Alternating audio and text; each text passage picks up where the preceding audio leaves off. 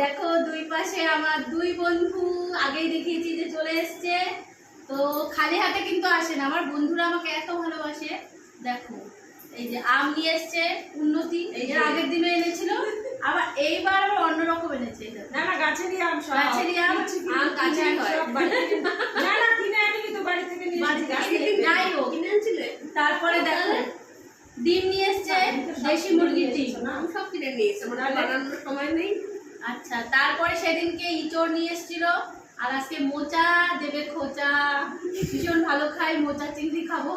তো যাই হোক, কাটতে খুব ভালো, কাটতে মোটেও ভালোবাসি না, কিন্তু কাটতে হবে, বন্ধু নিয়ে এসছে বলে কথা। আর আমার হাজবেন্ড ভীষণ ভালো খায়, সেটা আর বলে পারবো না।